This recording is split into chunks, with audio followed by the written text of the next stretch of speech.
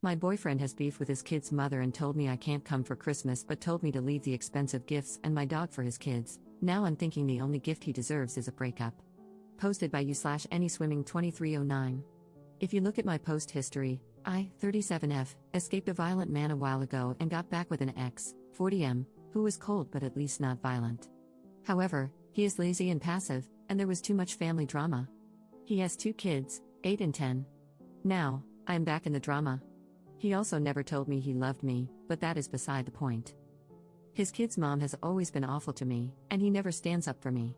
We broke up when she screamed at me as I came with him to pick up the kids, threw me out, and he didn't say anything. It was literally my first interaction with this woman.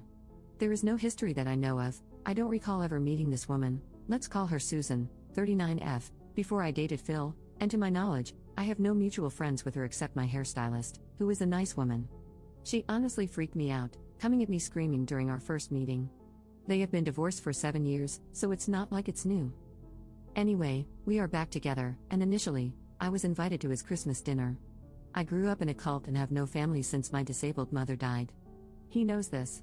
Now, Susan is insisting that he cannot see the kids at all if I am there, so he asked me to find something else to do on Christmas. While we only recently got back together, we were together for a year before that, but again, no I love you, and I felt more like a friend to him. Sometimes, I wondered if he's gay and I was his beard. He doesn't drive, so he asked me to take him to the mall to shop for gifts. I bought expensive gifts for his kids. He wants me to take him grocery shopping, leave the gifts for his kids, and leave my dog so they can play with her, but then go away until they are gone. A friend kindly invited me over, so we are going to hang out, and now he says I am being dramatic and selfish when I tell him I am just going to get my money back for the gifts. Should I return the gifts or not? Edit. Thank you all for the kind comments, and really, the unkind comments were helpful in showing me what kindness looks like. To answer people's questions, I have only been free from my controlling, narcissistic mother for 4 years, even though we escaped the cult 10 years ago. So I am still really learning to cope. I'm in therapy, but my therapist's focus has been to help me build and maintain relationships with people, so she tends to explain how to see things from the other person's perspective. Her suggestion was that I can leave but also maybe have empathy for Phil's lack of emotional intelligence and grow a thicker skin. I might need a better therapist. I was raised to believe I am worthless and don't deserve kindness. It has taken 3 years of therapy just to have the confidence to make friends and date at all. I told Phil that I am taking the gifts back, and he has been begging me to give him another chance. I am working on finding the strength to walk away. Relevant comments. Commenter. Who has primary custody of the kids? Ops response. Susan has full custody because Phil was involuntarily hospitalized during a manic episode a few years ago, before we met. She painted him as unfit because he's bipolar, and he's afraid to go to court. He also only pays child support erratically. Update 3 days later. I was shocked that everyone said my boyfriend was wrong. I really thought most people would be team baby mama and tell me I'm awful for not cooperating with being asked to leave expensive gifts and my dog for Phil's kids on Christmas, but leave the house, as I was not allowed. Because that's what most of my friends, okay, I have 5 friends, told me. They said relationships require work and compromise, and that Susan and the kids must always come first. They even suggested I help cook dinner for them. Most of my friends are actually my late mom's friends, women over 60. I started therapy when I was cripplingly shy, and to defend my therapist, it's only thanks to her that I stopped sitting alone in my house, totally isolated, and learned to connect with other people.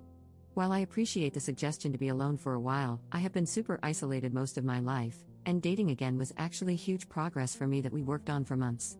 I told my therapist that Phil crossed a line and that I don't want to save my relationship with him or my friends, I want to improve my self-esteem. Her emphasis has always been on avoiding isolation at all costs and learning to endure other people's imperfections. She agreed that this Christmas incident was really bad. I am still processing all of this. I am surrounded by people who encourage me to be a doormat, and I am still shocked by what others thought. I really believe that Phil and Susan were right, and 48 hours is not enough time to process that maybe my whole worldview is totally messed up. I went to my friend Mary's house and realized that she's maybe my only real friend. She didn't judge me, told me Phil is nuts, and we had a great time with her family. I left my dog with a neighbor since her oldest is nonverbal and can be unsafe with animals. I sent Phil a Venmo request for the money I spent on gas and gifts, and he paid it. Phil threw Susan out at 2 p.m. and begged me to come home. I got my dog back from the neighbor, took out the cheapest gifts, And he made his kids thank me and play with the presents, which felt very awkward as he tried to beg them to engage with me while they were on their phones. We hung out with his kids for an hour. Susan came back and refused to get out of her car. Now Phil is telling me he loves me, wants to marry me, etc. I don't know what to do. I have been reading nonstop about narcissistic abuse these past few days. I am realizing that Phil is just like my mom, and that this is maybe what she did, hoovering. But again, I am fighting to stop being totally isolated, which I was for years after leaving the cult. I had no friends, never dated. It's laughable how many people accused me of desperately needing a man. Phil is my first boyfriend, and we met when I was a 31-year-old virgin with no friends. So yes, being alone is grand, but I have been alone all my life and fought hard to stop wanting to be alone. Learning to talk to people outside of work topics, developing social skills, etc., has been a huge battle. I am not autistic, but I come across that way because after age 7, I was the only kid left in our cult/commune, and I have no social skills and prefer to be alone to an unhealthy degree. I don't know what to do. Maybe Phil grew a spine. Maybe it's hoovering. I'm standing up to him, though, and looking for new friends and spending more time with Mary, who said I am always welcome at her house. Second update 1 month later. If you recall, my boyfriend threw me out on Christmas because his baby mama wouldn't let him see his kids unless he uninvited me. He expected me to leave behind the expensive gifts I bought for his kids, take him grocery shopping, he can't drive for medical reasons, and leave my dog with them to play with. I have a history of social isolation and abuse and only have one friend my age, so I had no one to tell me how bad this was and no other social outlets. Phil arranged a small Christmas gift opening for me, him, and his kids. He finally told me he loved me and wanted to marry me.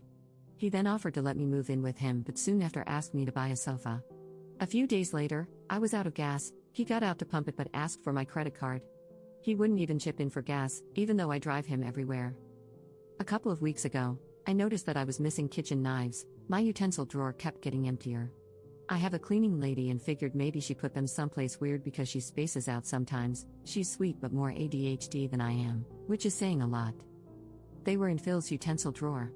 He had been stealing utensils from me. For some reason, that was the last straw. Today, I blocked him. Edit. I confronted Phil about the knives when I returned his stuff. He had been taking pot brownies to work and eating them all day and needed my knives to cut them, then forgot to return them. So, on top of everything, he was doing substances at work. He took 1 or 2 each week and doesn't see the big deal. But I've also found empty food boxes in the cabinets where he ate everything and put the box back, so I think he's been stealing deliberately and will probably find more things missing. Edit 2. So apparently, this post made best of Reddit and also a YouTube channel. Questions and some lovely advice have come in. First, thank you for the kind advice and suggestions. I'm looking for a therapist who specializes in CPTSD. Sorry for the wall of text. Did I get the knives back? No, they are $10 worth of dollar store knives, and contacting Phil and risking him love bombing me when I am still fragile is not worth $10 of crap. He would probably lie and cause drama if I did, not worth it. I need to grow up/grow a spine/ I am so desperate for a man. I was raised to believe that I cannot survive on my own. This was taught to us by our leader, an older woman who preyed on lost younger women and ran a small commune. My mom told all her friends that I wouldn't make it on my own and that they needed to watch out for me. Every day, all my life, I was taught that I literally cannot safely exist independently. This is hard to deprogram when the same people are still in my life. Phil was one of the first people to befriend me and teach me life skills. He's not just any man to me but the person who taught me how public transportation works, how to drive, how services like trash pickup work, introduced me to pop culture, and didn't mock me. Therapist competence. One comment on r/best of Redditor updates opened my eyes. My therapist, whom I see twice a month because that is all my insurance covers, has no idea how broken my frame of reference is. I didn't, until Reddit pointed it out. She mostly treats people with BPD and tells me I'm catastrophizing and blowing things out of proportion when I complain that my boyfriend is cold or that a friend criticized my party in front of other people. But when I tell her, word for word, blow by blow, what someone actually did that I labeled as rude or cold, she often responds, that is totally unacceptable. I don't think I have explained to her clearly how bad these people have acted because I didn't realize how bad it was. I thought these were normal problems, so that's how I framed them to her, causing her to think I'm a whiny baby. How broken my frame of reference is. To those harshly judging, I had no exposure to mainstream media and had never been to a movie theater, on the subway, or on a plane until I was 30. People rejected me because I was weird and asked weird questions. So I became very dependent on the few people who first befriended me when I entered the normal world. I really want to thank the people who helped me understand how bad this all is. I don't know exactly where to go from here, but I joined a crochet group, and I'm getting a second dog.